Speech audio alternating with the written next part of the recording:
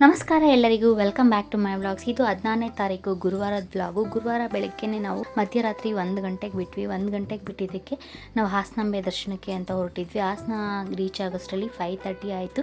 5:30ಗೆ ಹೋಗಿ car parking ದೇವ್ರ ದರ್ಶನಕ್ಕೆ ಹೊರಟ್ವಿ. ನಾವು ಮೊದಲನೇ ಸಲ ಈ ಹಾಸನಾಂಬೆ ದರ್ಶನಕ್ಕೆ ಬರ್ತಾ ಇರೋದು. ತುಂಬ ಜನ ಹಾಸನಾಂಬೆ ದರ್ಶನಕ್ಕೆ ಹೋಗಿ ಬಂದವರೆಲ್ಲ ನಾವು ಧರ್ಮ ದರ್ಶನದಲ್ಲೇ ಹೋದರೆ 1 hour 2 hours ದರ್ಶನ ಮುಗ್ದೋಗುತ್ತೆ ಅಂತ ಹೇಳಿದರು. ಅದಕ್ಕೆ ನಾವು ಧರ್ಮ ದರ್ಶನದಲ್ಲೇ ಹೋಗೋಣ ಅಂತ ಹೇಳಿ ಧರ್ಮ ದರ್ಶನದಲ್ಲಿ ಹೊರಟ್ವಿ.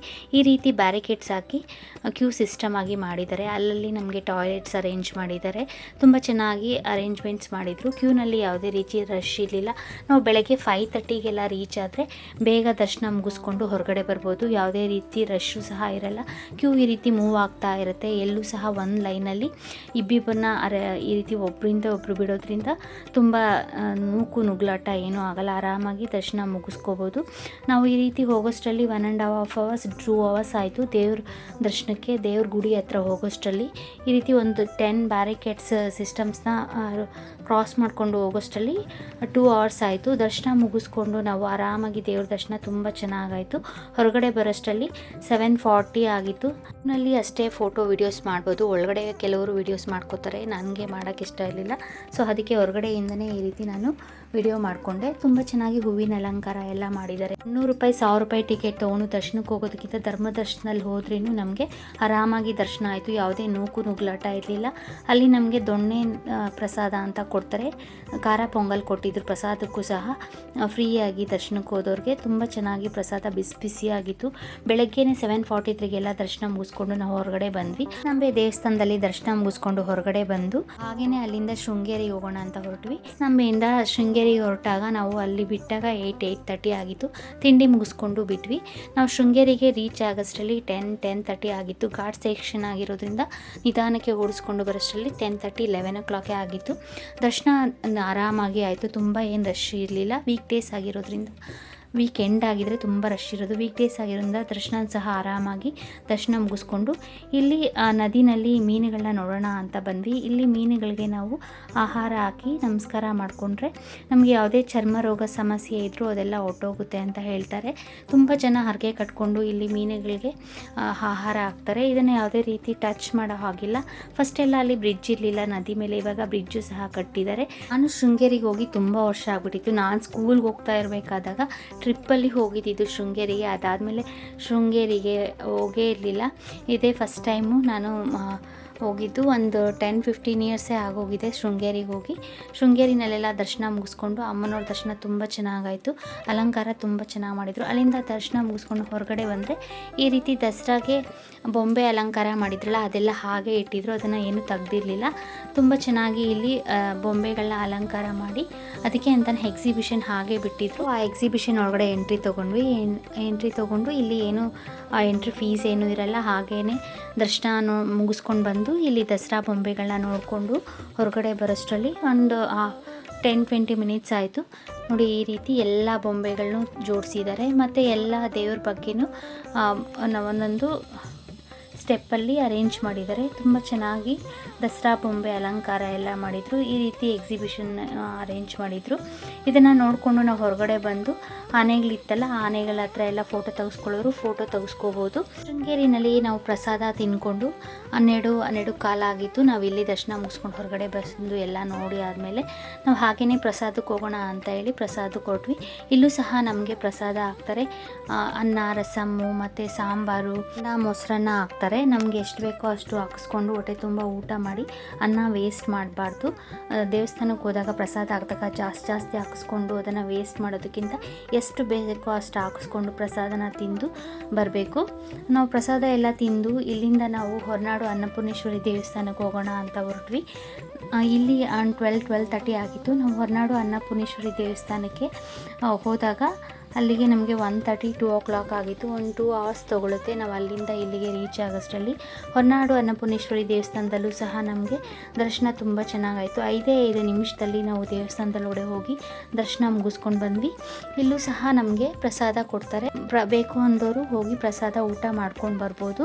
ಮಧ್ಯಾಹ್ನ ಊಟಕ್ಕೆ ನಾವು ಅನ್ನಪೂರ್ಣೇಶ್ವರಿ ದೇವಸ್ಥಾನಕ್ಕೆ ಹೋಗಿದ್ವಿ. ನಾವು ಅಲ್ಲಿ ಶೃಂಗೇರಿನಲ್ಲಿ ಊಟ ಮಾಡಿದ್ರಿಂದ ಅನ್ನಪೂರ್ಣೇಶ್ವರಿ ದೇವಸ್ಥಾನದಲ್ಲಿ ಪ್ರಸಾದ ಊಟ ಮಾಡೋಕ್ಕೆ ಹೋಗಲಿಲ್ಲ. ದರ್ಶನ ಮುಗಿಸ್ಕೊಂಡು ಹೊರನಾಡು ಬಿಟ್ವಿ. ಅಲ್ಲೇ ಒಂದು 2:30 ಆಗಿತ್ತು ನಾವು ಹೊರನಾಡು ಬಿಡೋಷ್ಟರಲ್ಲಿ. 2:30ಗೆ ಹೊರಟಿದ್ದಕ್ಕೆ ನಾವು ಬೆಂಗಳೂರಿಗೆ ರೀಚ್ ಆಗೋಷ್ಟರಲ್ಲಿ ಮಾರ್ನಿಂಗ್ 4:30 ಆಗುತ್ತೆ ಅಂದ್ಕೊಂಡ್ವಿ. ಸೊ ಅಷ್ಟೊತ್ತು ಟೈಮ್ ತೊಗೊಳುತ್ತೆ. ಹೊರನಾಡುಯಿಂದ ನಾವು ಹೊರಟ್ವಿ. ನೇಚರ್ ತುಂಬ ಚೆನ್ನಾಗಿರುತ್ತೆ. ನಾವು ಬೆಂಗಳೂರಲ್ಲಿ ಯಾವಾಗ್ಲೂ ಟ್ರಾಫಿಕ್ ಗಾಳಿ ಕುಡಿದು ಏರ್ ಪೊಲ್ಯೂಷನಿಂದ ನಾವು ಹೊರಗಡೆ ಹೋದಾಗ ಈ ರೀತಿ ಫ್ರೆಶ್ ಏರ್ನ ತೊಗೊಂಡ್ರೆ ಎಷ್ಟು ಚೆನ್ನಾಗಿರುತ್ತೋ, ತುಂಬ ಚೆನ್ನಾಗಿರುತ್ತೆ ನೇಚರ್ ನೋಡೋಕ್ಕೆ. ನಾವು ಆಗಾಗ ಈ ರೀತಿ ಟ್ರಿಪ್ ಹೋಗ್ತಾ ಇರಬೇಕು ಅಂತ ಅನಿಸುತ್ತೆ. ಒನ್ ಡೇ ಟ್ರಿಪ್ ಆದ್ರೂ ನಾವು ಏನಿಲ್ಲ ಅಂದರೂ ದಿನಕ್ಕೆ ಒಂದು 3-4 ಪ್ಲೇಸಸ್ ನೋಡಿಕೊಂಡು ಆರಾಮಾಗಿ ಮನೆಗೆ ಬರ್ಬೋದು. ಮಕ್ಕಳನ್ನ ಕರ್ಕೊಂಡು ಹೋದರೆ ಅವ್ರಿಗೆ ಅಲ್ಲಿ ಕಾಫಿ ತೋಟ ಆಗಲಿ ಅಥವಾ ಟೀನ ಯಾವ ರೀತಿ ಬೆಳೀತಾರೆ ಅಂತೆಲ್ಲ ತೋರಿಸ್ಬೋದು. ಇಲ್ಲಿ ನಾವು ಬೆಂಗಳೂರಲ್ಲಿ ಮಕ್ಕಳಿಗೆ ಅದೆಲ್ಲ ಗೊತ್ತಿರಲ್ಲ. ಸೊ ಇಲ್ಲಿ ಹೊರಗಡೆ ಹೋದಾಗ ಈ ರೀತಿ ನಾವು ನಿಲ್ಲಿಸ್ಬಿಟ್ಟು ತೋರಿಸಿದ್ರೆ ಅವ್ರಿಗೂ ಸಹ ಅರ್ಥ ಆಗುತ್ತೆ. ಮೆಣಸು ತೋಟಗಳಾಗ ಅಥವಾ ನಮಗೆ ಕಾಫಿ ಯಾವ ರೀತಿ ಬೆಳೀತಾರೆ, ಟೀ ಯಾವ ರೀತಿ ಬೆಳೀತಾರೆ ಅಂತ ಅಲ್ಲಿ ಟೀ ಎಲ್ಲ ಬೆಳೀತಾರಲ್ಲ, ಸೊ ಅದನ್ನೆಲ್ಲ ತೋರಿಸ್ಕೊಂಡು ಬರ್ಬೋದು. ಬರಬೇಕಾದ್ರೆ ಮಳೆನೂ ಸಹ ಬರೋಕ್ಕೆ ಸ್ಟಾರ್ಟ್ ಆಗೋಯ್ತು. ತುಂತುರು ಮಳೆ ಸ್ಟಾರ್ಟ್ ಆಗೋಯ್ತು, ಜೋರಾಗೆ ಬರ್ತಾ ಇತ್ತು.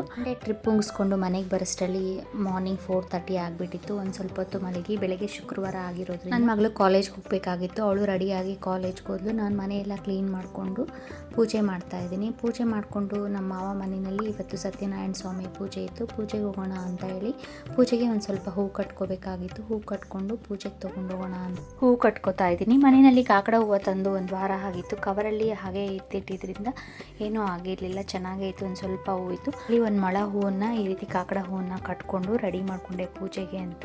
ಹೂವನ್ನು ರೆಡಿ ಮಾಡ್ಕೊಂಡು ಅದ್ರ ಜೊತೆಗೆ ಅರಿಶಿನ, ಕುಂಕುಮ, ಎಲೆ, ಅಡಿಕೆ, ಬಾಳೆಹಣ್ಣು ಎಲ್ಲ ಇಟ್ಕೊಂಡು ತೊಗೊಂಡು ಹೊರಟೆ. 10:30 ಆಗಿಬಿಟ್ಟಿತ್ತು.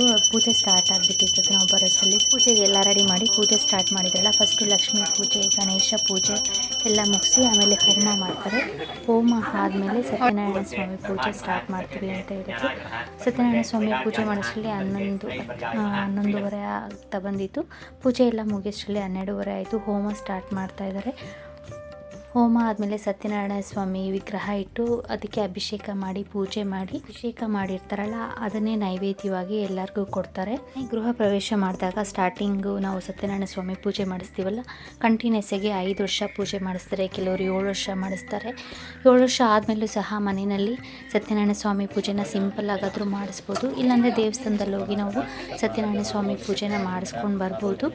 ಅದರಿಂದ ಮನೆಗೆ ತುಂಬ ಒಳ್ಳೆಯದಾಗುತ್ತೆ ಅಂತ ಹೇಳ್ತಾರೆ. ಮತ್ತು ನಾವು ಮನೆಯಲ್ಲಿ ಇದು 3ನೇ ವರ್ಷದ ಸತ್ಯನಾರಾಯಣ ಸ್ವಾಮಿ ಪೂಜೆ. ಇವರು 5 ವರ್ಷ ಮಾಡಿಸಿ ಆಮೇಲೆ ಗ್ರ್ಯಾಂಡಾಗಿ ಪೂಜೆ ಮಾಡಿ 5 ವರ್ಷ ಆದಮೇಲೆ ದೇವಸ್ಥಾನದಲ್ಲಿ ಅಥವಾ ಮನೆಯಲ್ಲಿ ಸಿಂಪಲ್ಲಾಗಿ ಪೂಜೆ ಮಾಡಬೇಕು ಅಂತ ಹೇಳಿದಾರಂತೆ. ಸರಿ, ಸತ್ಯನಾರಾಯಣ ಸ್ವಾಮಿ ಪೂಜೆ ಸ್ಟಾರ್ಟ್ ಆದಮೇಲೆ ಅಲ್ಲಿ ಕೂತಿರೋರು ಯಾರು ಎದ್ದೋಗ್ಬಾರ್ದು ಅಂತ ಹೇಳ್ತಾರೆ. 5 ಅಧ್ಯಾಯ ಬರುತ್ತೆ ಸತ್ಯನಾರಾಯಣ ಸ್ವಾಮಿ ಕತೆ ಓದ್ತಾರೆ. ಸರಿ, ಸತ್ಯನಾರಾಯಣ ಸ್ವಾಮಿ ಪೂಜೆ ಕತೆ ಸ್ಟಾರ್ಟ್ ಮಾಡಿದ್ಮೇಲೆ ಅಲ್ಲಿಂದ ಎದ್ದೋಗ್ಬಾರ್ದು. 5 ಅಧ್ಯಾಯ ಕತೆಗಳನ್ನ ಓದಿದ್ದಾದ್ಮೇಲೆ ಮಹಾಮಂಗಳಾರತಿ ಮಾಡಿ ಪ್ರಸಾದ ಹಂಚಿ ಎಲ್ಲ ಮುಗಿದ ಮೇಲೇ ಅಲ್ಲಿಂದ ಎದ್ದೇಳಬೇಕು.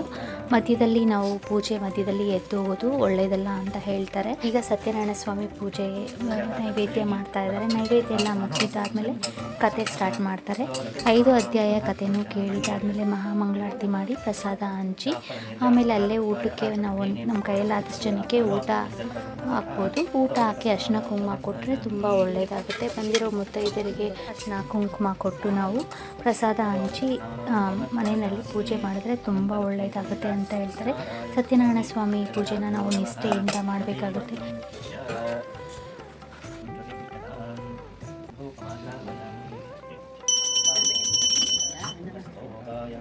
ಕೂತ್ಕೊಳ್ಳಲ್ಲ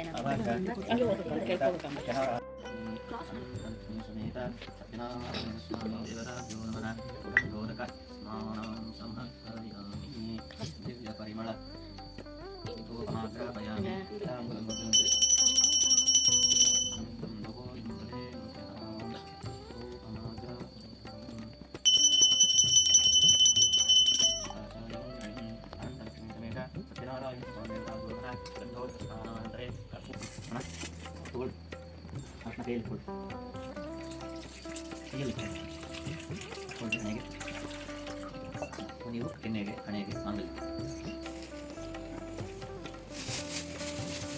ಅಮ್ಮವ್ರಿಗೆ ಏನಾದ್ರು ಹೂವು ಇದೆಯಾ ಕಾಕಡ ಸಮರ್ಪಯಾಮಿ ಸತ್ಯನಾರಾಯಣ ಸ್ವಾಮಿ ದೇವತಾಭ್ಯೋ ನಮಃ ಪ್ರತ್ಯಕ್ಷವಸ್ತ್ರಂ ಸಮರ್ಪಯಾಮಿ.